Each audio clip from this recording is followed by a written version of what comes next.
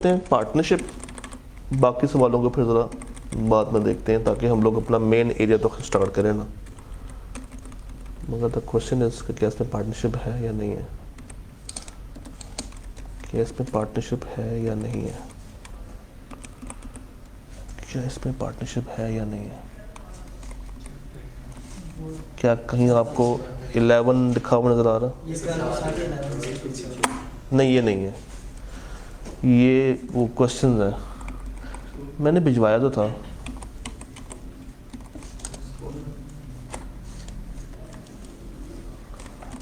Chapter 8 निकाल देते हैं, आज हम निकाल के रहेंगे।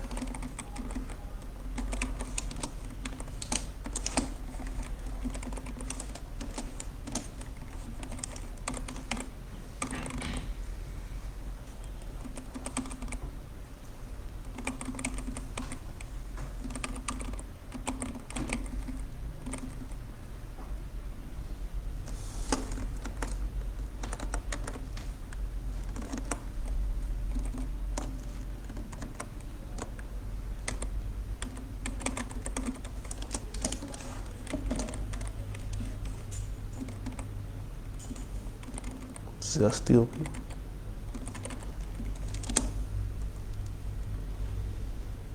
मैंने क्या कहा था, हम निकाल के रहेंगे। स्लाइड ना सही, किताब सही।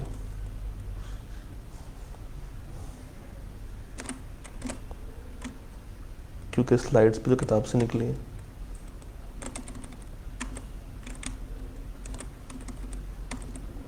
क्या आपको व्यू क्लियर है? व्यू क्लियर है? अब क्लियर है? पक्का? ये पक्का? चले जी, आवाज़ क्लियर है? एक दौर तमाम हुआ, एक नए दौर का आगाज़ करते हैं और शुरू करते हैं पार्टनरशिप को। आज let's start partnership act 1932। Partnership के 3 चैप्टर्स हैं, पहले एक ओवरव्यू दे देते हैं। 11, 12 और 13, और इन तीनों चैप्टर्स का अपना अपना एक बड़ा अहम रोल है। 11 talks about all the basics. 11 बात करेगा डेफिनेशंस के ऊपर, 11 बात करेगा पार्टनर्स की टाइप्स के ऊपर, 11 बात करेगा पार्टनरशिप की टाइप्स के ऊपर, और 11 बात करेगा कि एक वैलिड पार्टनरशिप के क्या क्या एसेंशियल्स होते हैं, उसका टेस्ट ऑफ पार्टनरशिप क्या है। ये कर करा के चैप्टर ख़त्म हो जाता। फिर आता है सेकंड फेज, चैप्टर 12 ये बात करता है कि पार्टनरशिप के अंदर पार्टनर्स के आपस में क्या राइट्स, लायबिलिटीज़ और क्या क्या अथॉरिटीज़ हैं विद इन द पार्टनरशिप। उसके बाद 13th चैप्टर ये बताता है कि अगर थर्ड पार्टी के साथ डीलिंग करनी है तो थर्ड पार्टी और पार्टनर्स आपस में कैसे उसको डील करेंगे। तो chapter 12 is about relationship with in partnership and 13 is about relationship outside partnership with third parties, and 11 is nature of partnership, कि पार्टनरशिप में होता क्या क्या, पार्टनरशिप है क्या। तो आज 11 करते हैं और कल 12, 13 करके हमारा पार्टनरशिप भी डन एंड डस्टेड हो जाएगा। पार्टनरशिप को समझने के लिए सबसे पहले हमें इस वर्ड को समझना चाहिए कि पार्टनरशिप क्या है। ये 2 वर्ड से निकल के बना है, एक पार्टनर, एक शिप। यानी कि कुछ लोग कश्ती में जा रहे हैं तो वो पार्टनरशिप है। कुछ लोग कश्ती का सफ़र तय कर रहे हैं, क्या उसको मैं पार्टनरशिप कह सकता हूँ? बिल्कुल भी नहीं। पार्टनरशिप बेसिकली एक ऐसा रिश्ता है बिटवीन 2 पार्टनर्स, एटलीस्ट 2 पार्टनर्स, जिसमें दोनों पार्टनर्स आपस में एक दूसरे के ऊपर म्यूचुअल ट्रस्ट करते हैं। क्योंकि जब तक ये म्यूचुअल ट्रस्ट नहीं होगा कोई भी बिजनेस ठीक से सरवाइव नहीं कर सकता। तो म्यूचुअल ट्रस्ट का होना बहुत ज़रूरी है। हम एक कॉमन मिसाल लेके चलते हैं। 3 पार्टनर्स हैं, अरबाज, तैमूर और दानियाल छोड़ गया वो बेचारा, पता है आपको? शेरा हैज़ लेफ्ट, हमारी उस एग्जाम्पल के next day Shera has left, छोड़ दिया उसने शानदार मोबाइल। क्यों? डेफिनेटली, तो बस वफादारी यहीं तक होती है। वही तो मैं कह रहा हूँ, वफादारी यहीं तक होती है। स्टूडेंट ने इतना प्यार नहीं किया होगा ना उसको। चले खैर, तो हमारे पास 3 पार्टनर्स हैं। कौन कौन? दानियाल, तैमूर और अरबाज। इन्होंने मिलके कहा कि आओ बिजनेस करते हैं, कुछ कमाते हैं। तो इन्होंने बनाई एक शॉप जिसमें तीनों पार्टनर्स ने अपना अपना हिस्सा डाला, 33%, 33% और 33%। शॉप बन गई। जब शॉप बनी तो बनने से पहले इनके दरमियान एक एग्रीमेंट हुआ, एक कागज़ लिखा गया कि हम 3 भाई पार्टनरशिप करने जा रहे हैं, हमारे इतने इतने % शेयर्स होंगे, हम लोग इतना इतना कैपिटल लेकर आ रहे हैं, हम ये काम करेंगे, ये भाई ये काम करेगा, ये भाई वो काम करेगा, परचेजिंग ये करेगा, सेलिंग ये करेगा, कस्टमर को डील ये करेगा। सब कुछ तय हो गया, लिखा गया। और लिखने के बाद जब वो कागज़ सामने आया, उस कागज़ की बेस के ऊपर खड़ी हो गई एक दुकान, एक पार्टनरशिप की दुकान। दुकान का नाम क्या है? शानदार मोबाइल। तो बेसिकली ये जो 3 लोग हैं, जो 3 इंसान हैं, ये कौन है? पार्टनर्स। ये कौन है? पार्टनर्स। शानदार मोबाइल क्या है? पार्टनरशिप फर्म या बिजनेस, पार्टनरशिप फर्म या फर्म का नाम। और ओवरऑल ये फिनोमेना क्या है? पार्टनरशिप। तीनों भाई अगर देखा जाए तो जॉइंट प्रोमिसर्स हैं, जॉइंटली एंड सेवरली लायबल है। कस्टमर किसी के साथ भी आगे डीलिंग कर सकता है। सप्लायर ने अगर पैसे लेने हो तो वो किसी से भी आके क्लेम कर सकता है। तो आपस में ये कौन है? Joint and several. फिर पार्टनरशिप के अंदर एजेंसी का एक कॉन्सेप्ट होता है कि हर पार्टनर दूसरे पार्टनर का प्रिंसिपल भी है और हर पार्टनर दूसरे पार्टनर का एजेंट भी है। इसे कहते हैं concept of mutual agency. Partnership एक रिश्ता है बिटवीन द पर्संस। पार्टनरशिप में क्या मुराद है? शानदार मोबाइल। शानदार mobile is the relation between Arbaaz, Taimur and Daniyal who have agreed to share the profits of the business carried by all of them or any of them acting for। सारे मिलके कारोबार भी करें, या अगर कोई एक कह दे कि बाकी तुम दोनों आराम करो, मैं चला लूंगा, एक वीडियो बनाए, एक जर्मनी चला जाए और मैं बैठ के दुकान को डील कर लूंगा, तो ये भी अलाउ है। सारे मिलके करें, ये any one of them acting for all। Firm and partners, persons who have entered into partnership with one another individually called partners। वो तीनों क्या कहलाएंगे? individually partners and collectively एक partnership firm। यानी कि शानदार मोबाइल जिस नाम से वो ऑपरेट कर रहे हैं वो क्या है? शानदार मोबाइल, वो फर्म का नेम है। An act of firm, शानदार मोबाइल अगर कोई भी काम करेगी तो क्या माना जाएगा? कि उन पार्टनर्स ने कोई काम किया। और अगर पार्टनर्स कोई काम करेंगे तो क्या माना जाएगा? कि शानदार मोबाइल ने कोई काम किया है। हम इनको आपस में जुदा नहीं कर सकते।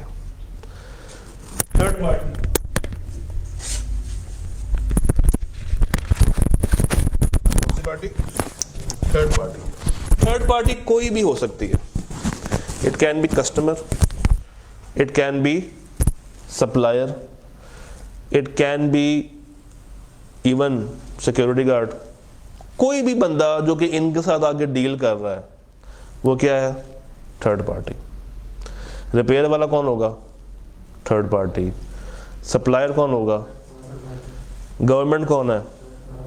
Third party. सिक्योरिटी गार्ड कौन है? साथ वाले दुकानदार कौन है इनके लिए? हर वो लोग जो कि इनसे हट के वो क्या कहलाएंगे।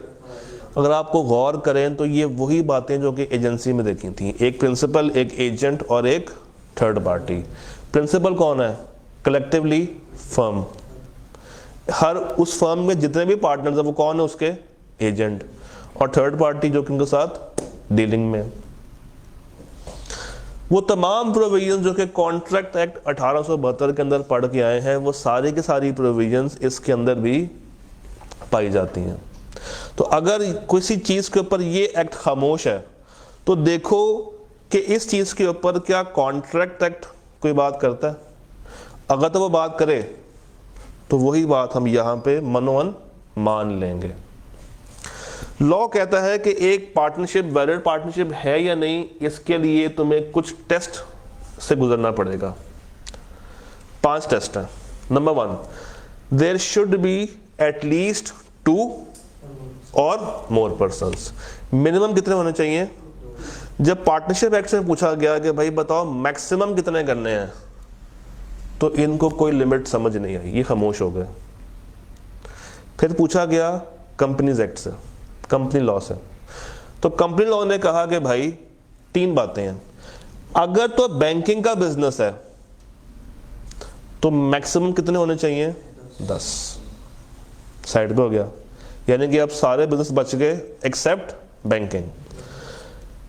अगर कोई और बिजनेस है बैंकिंग को छोड़ के तो मैक्सिमम कितने हैं? 20, यानी कि 20 से ऊपर आप नहीं जा सकते।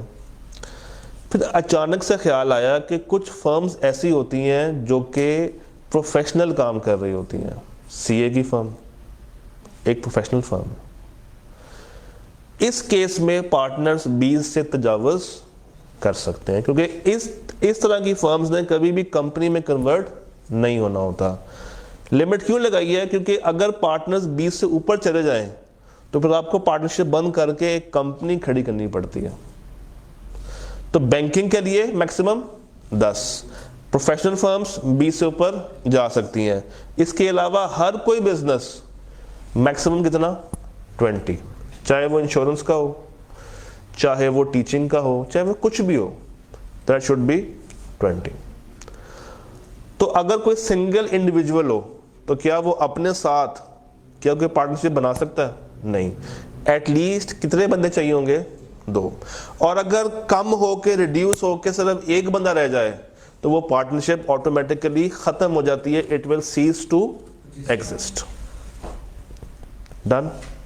और अगर इस लिमिट से क्रॉस कर दूं तो वो partnership will be illegal association. तो पहला रूल क्या है? पहला टेस्ट क्या है? पहला एसेंशियल क्या है? कम से कम 2, मैक्सिमम 20। बैंकिंग के लिए 10 और अगर प्रोफेशनल है तो 20 से ऊपर हम लोग जा सकते हैं। फिर इनके दरमियान क्या होना चाहिए? एक एग्रीमेंट होना चाहिए, कागज के ऊपर लिखा हो कि कौन कौन क्या क्या रोल प्ले करेगा, कौन कौन पार्टनर है, पूरे नाम क्या है, क्या कोई ये लोग हिस्सा लेकर आ रहे हैं या नहीं लेकर आ रहे हैं, जिम्मेदारियां क्या क्या होंगी, कहाँ रहते हैं, नंबर क्या है, आईडी कार्ड नंबर क्या है, अथॉरिटी कितनी दी है, साइनिंग अथॉरिटी किसके पास है, अगर कोई चीज़ आपने मना की है तो उसको अलग से बताएं, अगर कोई रिस्ट्रिक्शन लगाई है तो वो सेपरेटली डिस्क्लोज किया जाए। दिस एग्रीमेंट में बी एक्सप्रेस और इम्प्लाइड। ये रिटन होना चाहिए नॉर्मली, और क्या कहते हैं उसको? Partnership deed. पाकिस्तान के अंदर हम लोग अक्सर जॉइंट फैमिली बिजनेस को ऑपरेशन ऑफ लॉ इनहेरिटेंस, अगर आपको कोई विरासत में चीज़ मिल जाए तो हम समझते हैं कि यार ये हमें मिल गई है बतौर पार्टनरशिप के तहत। ऐसा नहीं है। हर जॉइंट फैमिली बिजनेस पार्टनरशिप नहीं है। साबित कैसे करेंगे कि ये पार्टनरशिप है? अगर इन्होंने कोई एग्रीमेंट अलग से पार्टनरशिप का किया है तो जो वो पार्टनरशिप नहीं है। एक बाप अपने बेटे को प्रॉपर्टी ट्रांसफर कर रहा है, दुकान, और अभी वो खुद भी दुकान पे बैठता है, ट्रांसफर करने के बाद बेटा भी दुकान पे बैठेगा, तो वो पार्टनरशिप नहीं है। एक बाप ने 3 बेटों को अपनी प्रॉपर्टी ट्रांसफर कर दी, एक दुकान थी, तीनों के नाम हो गई, अब तीनों वो दुकान चला रहे हैं, वो पार्टनरशिप नहीं है। That's a joint family business. अगर पार्टनरशिप में कन्वर्ट करना है तो भाई तुम्हें एग्रीमेंट से गुजरना पड़ेगा। अगर पार्टनरशिप में कन्वर्ट करना है तो तुम्हें उसके लिए एक एग्रीमेंट बनाना पड़ेगा। ये कागज, ये एग्रीमेंट साबित करेगा कि क्या ये पार्टनरशिप है या नहीं है। इसमें क्या क्या बातें लिख सकते हैं, फर्म का नाम, कहाँ पे एग्जिस्ट करती है, नाम क्या है, किस डेट पे ज्वाइन किया, पार्टनर्स कितने हैं, फुल नेम, एड्रेस, जो मर्जी लिखना चाहो लिखो। अगर आपको याद करना है तो कोई से 5-6 बातें याद कर लें, शायद कभी आगे क्या पूछ लेंगे नॉर्मली एक डेट में क्या क्या बातें लिखी जा सकती हैं। लॉ कहता है कि अगर आपने ये नहीं बनाया, डीड इम्प्लाइड है, तो उस केस में जितनी बातें ये एक्ट आपको बताता है वो सारी की सारी बातें मनोवन मानी जाएंगी। Then you should carry a business. कोई चैरिटी वाला काम आप लोग नहीं करने वाले, आपको बिजनेस करना है, चैरिटी नहीं करनी। और क्या मुराद है बिजनेस से कि दोनों पार्टनर्स कुछ ना कुछ अर्न कर रहे हो, कुछ ना कुछ कमा रहे हो, प्रॉफिटेबल है या नहीं है, but there should be a business, there should be a business. मैंने एक कमरा लिया, यही कमरा, और किराए पे आपको दे दिया और आपसे कहा कि तुम जो कमाओगे उसका 20% मुझे दे देना। क्या ये पार्टनरशिप है? नहीं, ये पार्टनरशिप नहीं है, क्योंकि मैं उस बिजनेस में डायरेक्टली इन्वॉल्व नहीं हूँ। मैंने आपसे कहा है कि तुमने इस कमरे को यूज़ करके जो तुम्हारा रेवेन्यू होगा उस रेवेन्यू में से 20% मुझे दे देना। तो मैं आपसे प्रॉफिट का शेयर नहीं मांग रहा, मैं आपसे रेवेन्यू का शेयर मांग रहा हूँ। यहाँ पे ICAP कंफ्यूज करता है। पार्टनरशिप कहती है कि आपने साल के एंड पे प्रॉफिट में से शेयर देना है। अगर रेवेन्यू का शेयर हो तो वो प्रॉफिट का शेयर काउंट नहीं होता। तो सर लाइक रेवेन्यू की तरह हम शेयर दे रहे हैं, शेयर से रेवेन्यू दे रहे हैं, वो तो कैपिटल गेन। देखो ना, मैंने ये कमरा लिया और मैंने इनसे कहा कि तुम इस कमरे के अंदर स्नूकर रख लो, बिलियर्ड रख लो, 4 टेबल्स लगा लो और तुम्हें जो आता है महीने का तुमने उसका 20% मुझे दे देना है, बाकी सारी जिम्मेदारी तुम्हारी। ये पार्टनरशिप नहीं है। पार्टनरशिप कब होती? जब हमारा एक एग्रीमेंट होता, जब मैं उन स्नूकर टेबल्स में ख़रीदने में हेल्प करता, जब दोनों भाई मिल के काम करते हैं, दोनों भाई मिल के काम करते हैं। मैं कैपिटल लाऊं ना लाऊं, मेरी इन्वॉल्वमेंट होनी चाहिए। यहाँ पे मेरी कोई इन्वॉल्वमेंट नहीं है। मैं घर पे हूँ और मैं घर पे बैठ के किराया खा रहा हूँ, बेसिकली ये रेंट पे मैंने कमरा दे दिया है, ये पार्टनरशिप नहीं है। पार्टनरशिप ऐसे तो हो सकता है ना, ये स्टॉक में पैसे वगैरह लगा के ये काम ये सारा करे। हाँ, ये हो सकता है। अब यहाँ पे मेरी इन्वॉल्वमेंट आ गई है कि मैंने अपना कैपिटल इनपुट किया हुआ है, या मैंने ये कहा है कि इस कमरे की मेंटेनेंस मैं करवाऊँगा, या खर्चों में मैं कुछ खर्चे बर्दाश्त भी करूँगा, यहाँ पे मैं इन्वॉल्व हो रहा हूँ। बट अगर मैं बिल्कुल ही साइड पे हो जाऊँ, बस कमरा दे के चला जाऊँ और कहूँ कि जो जो तुम्हें रेंट दे के जाएगा वो तुमने रख लेना है और साल के एंड पे 20% ऑफ द ग्रॉस रेवेन्यू मुझे दे देना है, तो वो पार्टनरशिप नहीं है। प्रॉफिट शेयर करना ज़रूरी है, लॉस शेयर करना ज़रूरी नहीं है। प्रॉफिट शेयर करना मस्ट है। और नॉर्मली अगर डिसाइड ना हो रहा हो कि प्रॉफिट शेयरिंग रेशो क्या है, तो क्या होती है? Equal.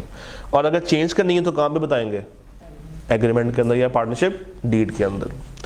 And there should be mutual agency. हर पार्टनर दूसरे पार्टनर के लिए लायबल है, उसका एजेंट भी और उसका प्रिंसिपल भी है। तो अगर एक पार्टनर बाहर किसी के साथ लॉस करके आ गया, तो जिसके साथ लॉस किया वो थर्ड पार्टी आगे मेरे से क्लेम कर सकती है। मैं फिर बाद में उस बंदे से क्लेम करूंगा जो कि वाकई में लॉस करके आया। याद है right to contribution joint promoters के अंदर, तो यहाँ पे भी तो यही है। Then important features of partnership. अच्छा, ये 5 बातें पूरी होनी चाहिए। ICAP ने 3 से 4 दफ़ा एक सिनेरियो क्रिएट किया है जिसमें वो आपको पूरी कहानी सुनाता है और कहता है कि बताओ कि क्या इसमें टेस्ट पूरा हो रहा है या नहीं हो रहा। तो आपने 5 बातें निकालनी है। उसमें से जो बात मिस हो सकती है दैट इज म्यूचुअल एजेंसी। तो ये इम्प्लाइड होती है कि जब एग्रीमेंट हो जाए तो ये इम्प्लाइड है कि अब दोनों बंदे आपस में प्रिंसिपल भी और एजेंट भी हैं। तो अगर सवाल में ये चीज़ क्लियर नहीं है तो आप नोट दे के बता सकते हैं कि जब एग्रीमेंट हो गया तो mutual agency by default exist करती है। तो बिजनेस करें, कोई चैरिटी वाला काम ना हो, प्रॉफिट्स को शेयर कर रहे हो, म्यूचुअल एजेंसी हो, इसके साथ डीड बनी हो और they should be at least 2 persons। पांचों कंडीशन वैलिड होते हैं। पांचों पूरी होनी चाहिए। जब तक पांचों पूरी नहीं है तब तक आप उसको पार्टनरशिप नहीं कह सकते। अब partnership does not have a legal personality like a company. हम पार्टनर्स को और पार्टनरशिप को अलग अलग नहीं कर सकते। पार्टनरशिप ने लॉस किया है, सारे पार्टनर्स लायबल हैं। पार्टनर्स, किसी एक पार्टनर ने लॉस कर दिया, पूरी की पूरी फर्म लायबल है। मगर कंपनी में ऐसा नहीं होता। कंपनी अगर लॉस कर रही है तो आप किसी डायरेक्टर को पकड़ के या किसी शेयर होल्डर को पकड़ के उससे रिकवरी नहीं कर सकते। मगर पार्टनरशिप में इंडिविजुअल पार्टनर के घर तक पहुंच के उससे रिकवर किया जा सकता है। Any partner entering into a contract with the partnership actually have a contract with all partners. जब आपने कोई भी कॉन्ट्रैक्ट करना है किसी भी फर्म के साथ, इसका मतलब है कि आपका कॉन्ट्रैक्ट है विद ऑल पार्टनर्स। पार्टनरशिप के अंदर लिमिटेड लायबिलिटी नहीं होती, अनलिमिटेड लायबिलिटी होती है। जितने मर्जी का लॉस हो आपको पे करना पड़ेगा, चाहे आपकी फर्म बिके चाहे आपका घर बिके। मगर कंपनियों के अंदर लायबिलिटी क्या होती है? लिमिटेड होती है, up to the share capital. उसके बाद वो कहता है कि पार्टनरशिप फर्म और को ओनरशिप में फर्क है, जो भी हम लोग बात कर रहे थे। को इसमें क्या है? को ओनरशिप में क्या है कि हम दोनों ने मिलकर एक कमरा लिया और उसके बाद मैंने भाई से कहा कि अब तुमने ये कमरा चलाना, मैं सिर्फ तुमसे रेवेन्यू का शेयर लिया करूंगा। दिस इज को ओनरशिप। हम आपस में मिलकर एक गाड़ी लें किराए पे और उसको ऊबर पे डाल दें, तो ये पार्टनरशिप नहीं है। कमा के कौन दे रहा है? मैं या वो? कोई भी नहीं। कमा के ला रहा है वो थर्ड बंदा जो कि गाड़ी ड्राइव कर रहा है, और वो हमें अपना खर्चा माइनस करके जो दे रहा है वो हम आपस में शेयर कर लेते हैं। तो दिस इज को ओनरशिप। एक घर है, उस घर के 2 पोर्शन हैं। वो घर विरासत में 2 भाइयों को मिल गया, दोनों भाइयों ने किराए पे दे दिया। नीचे वाले फ्लोर का किराया एक भाई ले रहा है, ऊपर वाले का एक और भाई ले रहा है, तो वो पार्टनरशिप है? नहीं, दैट इज को ओनरशिप। पार्टनरशिप कब होती? जब दोनों भाई मिलकर एक एग्रीमेंट करते और पूरी की पूरी बिल्डिंग किराए पे देते, खुद इन्वॉल्व रहते, सारी मेंटेनेंस वगैरह खुद से करवाते, तब ये पार्टनरशिप कहलाती। मजे की बात है कि घर किराए पे देना एक बिजनेस नहीं है। हमने क्या कहा था? There should be a business. किराए पे देना तब तक बिजनेस काउंट नहीं होगा जब तक हम लोग अक्सर प्रॉपर्टीज किराए पे ना दें। कुछ बंदों का ये बिजनेस होता है कि लोग प्रॉपर्टियां परचेस करते हैं और किराए पे देना शुरू कर देते हैं। बट अगर एक आधी प्रॉपर्टी है जो मैंने किराए पे दी हुई है तो ये मेरा जद्दी पुश्ती काम नहीं है, तो वो मेरा बिजनेस काउंट नहीं होगा। दैट वुड बी माई को ओनरशिप। तो यहाँ पे एग्रीमेंट होना चाहिए, वहाँ पे एग्रीमेंट की ज़रूरत नहीं है। यहाँ पे बिजनेस की ज़रूरत है, वहाँ पे नहीं है। यहाँ पे लिमिट है, वहाँ पे लिमिट नहीं है। यहाँ पे प्रॉफिट की शेयरिंग एक एसेंशियल एलिमेंट है, वहाँ पे नहीं है। यहाँ पे एजेंसी वाला रिश्ता है जो कि वहाँ पे नहीं है। ट्रांसफर ऑफ इंटरेस्ट, यहाँ पे पार्टनर अपना इंटरेस्ट ट्रांसफर नहीं करता विदाउट टेकिंग द कंसेंट, मगर वहाँ पे इंटरेस्ट ट्रांसफर किया जा सकता है। फिर कभी कभी आप दूसरों को अपना प्रॉफिट शेयर करते हैं और दूसरे लोग ये मान लेते हैं कि चूंकि हमें वहाँ से प्रॉफिट मिल रहा है हम उसके पार्टनर हैं। ऐसा नहीं होता। आप गए बैंक के पास, बैंक साहब ने लिया लोन था 10 लाख रुपए का। बैंक ने कहा कि मैं तुमसे इंटरेस्ट तो लूंगा ही लूंगा, साथ तुम्हारे पार्टनरशिप के प्रॉफिट में से 10% का मुनाफा भी लूंगा। तो साल के पीछे जो हम उसको मुनाफा दे रहे हैं 10% अलग से प्रॉफिट जा रहा है, वो बैंक ये क्लेम नहीं कर सकता कि मैं भी तुम्हारा पार्टनर हूं। क्यों? सिर्फ sharing of profit is not a conclusive evidence of partnership. एक पार्टनर की डेथ हो गई है, अब उसका शेयर, उसका प्रॉफिट का शेयर उसकी बेवा तक जा रहा है। बेवा इज नॉट अ पार्टनर, मगर जिसकी डेथ हो गई है उसका हिस्सा उसकी बेवा को मिल रहा है या उसका हिस्सा उसके माइनर बच्चे को मिल रहा है। तो सिर्फ प्रॉफिट शेयर करना अगले बंदे को पार्टनर नहीं बना देता। अगर ये लोग कहें कि शेरा को हम रिमेनिंग 1% देते हैं, सिर्फ प्रॉफिट का 1%, तो क्या उसका नाम उस एग्रीमेंट में आ रहा? नहीं। क्या इसका किया हुआ हर काम वो 3 भाई बर्दाश्त करेंगे? नहीं। तो वो शेरा इज नॉट अ पार्टनर। सिर्फ उसको क्या क्या उसको सिर्फ मिल क्या रहा है? पार्टनरशिप के प्रॉफिट का 1%। Lender of money to persons engaged और about to engage in any business. अगर आपने किसी से पैसा लिया है और उसको अगर आप एज अ प्रॉफिट कुछ दे रहे हैं तो वो आपका पार्टनर नहीं है। कभी कभी आप अपने मुलाजिम को भी कह देते हैं, क्या तुम अच्छा काम करोगे मैं तुम्हें कुछ % दूंगा, जिस तरह भी हमने शेरा वाली बात की कि मैं तुम्हें 1% ऑफ प्रॉफिट दूंगा एज रेम्यूनरेशन। तो सिर्फ प्रॉफिट देना उसको पार्टनर काउंट नहीं बनाता, क्योंकि पार्टनरशिप के लिए वो 5 शर्तें पूरी होना ज़रूरी हैं। फिर कभी कभी ऐसा भी होता है कि मैं कहूँ कि यार मेरा प्रॉफिट मुझे ना दो, इसको डोनेट कर देना मस्जिद को बतौर चैरिटी। तो अब मस्जिद जिसको मेरा इंटरेस्ट मिल रहा है, जिसको मेरा प्रॉफिट मिल रहा है, वो मस्जिद एक पार्टनर की हैसियत नहीं रखती है। पार्टनर स्टिल कौन हूँ? मैं ही हूँ। मैंने कहा है कि मेरा हिस्सा मुझे ना दो, आगे किसी को डोनेट कर दो। तो जिसको डोनेट किया जा रहा है वो पार्टी पार्टनर काउंट नहीं होगी। Then we have 2 types of partnership. एक होती है पार्टनरशिप एट विल और एक होती है पर्टिकुलर पार्टनरशिप।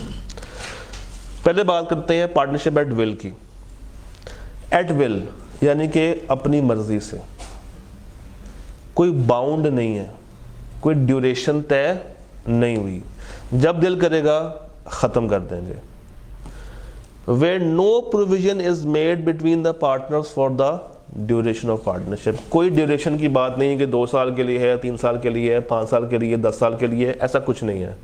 हाँ, जब सारे पार्टनर्स चाहें तो मिलकर बैठें और उसको खत्म कर दें। कोई भी पार्टनर अगर जाना चाहे तो नोटिस दे और चला जाए, किसी के ऊपर कोई जोर जबरदस्ती नहीं रखी।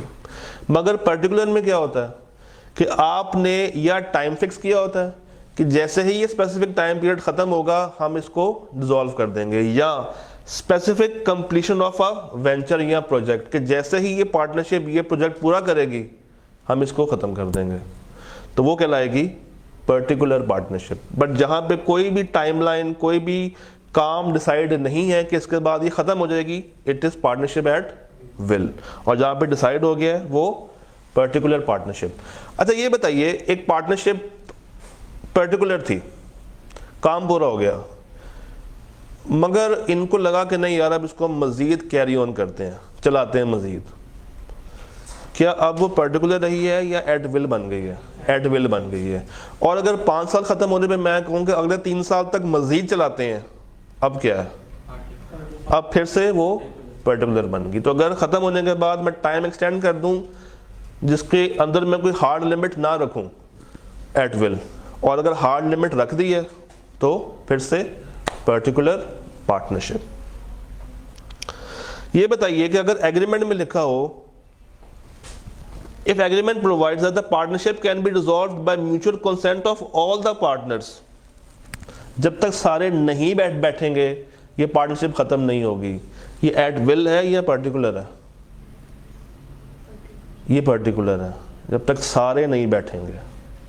एट विल क्या है कि कोई भी अपनी पसंद से जा सकता है। बट अगर मैं ये लगा दूं रिस्ट्रिक्शन कि जब तक म्यूचुअल कॉन्सेंट नहीं होगी सबकी, आप लोग जाने वाले नहीं है, तो it will be particular, not at will.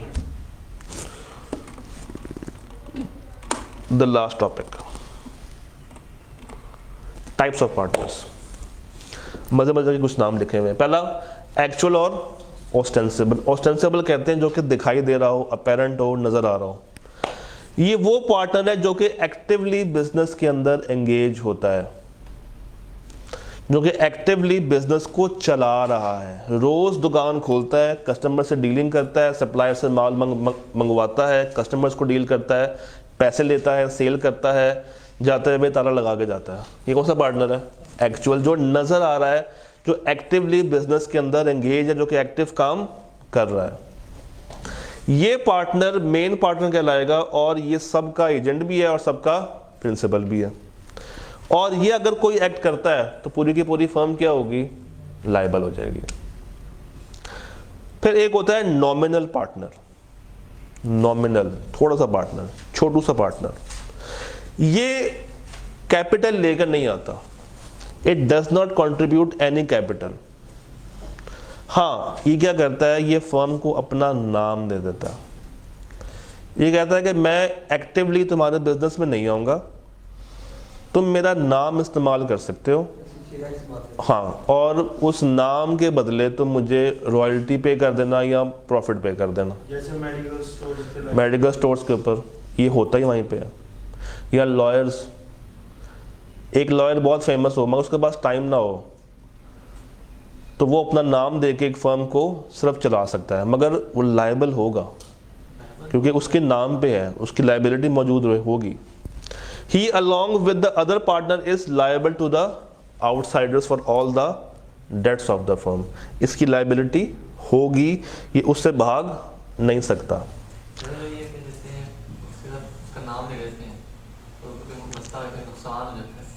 Liable होगा, लायबल होगा, जितना इसने पे करना है ये पे करेगा।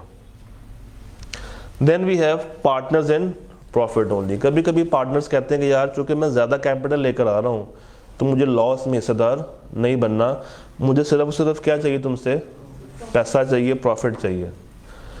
तो यस, ये पार्टनर अगर एग्री हो जाए कि भाई मैं सिर्फ प्रॉफिट लूँगा, लॉस में हिस्सेदार नहीं बनूंगा, तो ये एग्री कहाँ पे होगा, उस डीड के अंदर। तो इस तरह के पार्टनर्स भी होते हैं। अच्छा, क्या ये थर्ड पार्टी के लिए लायबल होगा? होगा, बाद में रिकवर करेगा, बाद में कंट्रीब्यूशन लेगा अपने दूसरे पार्टनर से। फिर दो तरह की टाइप्स होती हैं, एक साइलेंट और एक स्लीपिंग। स्लीपिंग कौन है? जो कि आया, फर्म में आया, दरवाज़ा खोला, एक शॉर्ट एक कॉरिडोर टाइप दरवाज़ा खोला, अंदर गया और जाकर सो गया। क्या लोगों को नजर आ रहा है? नहीं, लोगों से छुपा है। Not known as a partner to the third party. Third party को नहीं पता कि ये पार्टनर है। He may or may not take active part in the conduct of business. ये हिस्सा ले भी सकता है और नहीं भी ले सकता। अंदर बैठ के हुक्म भी चला सकता है, ये अंदर बैठ के सो भी सकता है। बस ये दूसरों को नजर नहीं आ रहा। ये सबकी तरह कैपिटल भी लेकर आ सकता है और उसका हिस्सा भी प्रॉफिट में होता है। बस फर्क क्या है कि ये बंदा एक्टिवली काम कर रहा है, ये नजर आ रहा है, मगर स्लीपिंग पार्टनर नजर नहीं आता। अच्छा, जब ये छोड़ के जाएगा, क्या इसको नोटिस देना चाहिए क्या मैं छोड़ के जा रहा हूं? और जब ये छोड़ के जाएगा, इसके लिए जरूरत नहीं है। क्यों?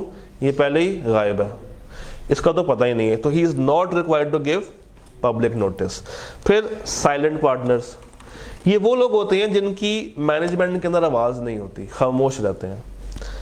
Those who by agreement with other partners have no voice in management, they share profit and losses and are fully liable for the debts। Even though आवाज नहीं होती है, मगर still ये liability रखते हैं for all the losses। इनकी आवाज दबाई होती है। फिर एक कॉन्सेप्ट है सब पार्टनर का। ये क्या होता है?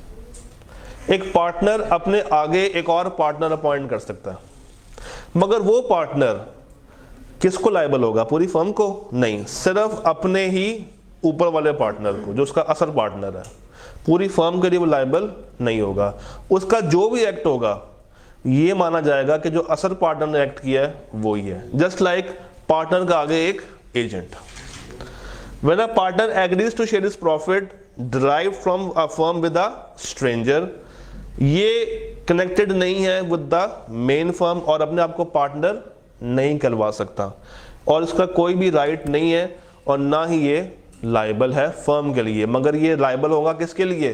अपने इमीडिएट पार्टनर के लिए, जिसने इसको अपॉइंट किया है, या अपने प्रिंसिपल के लिए, अगर मैं इसको एजेंट काउंट करूं।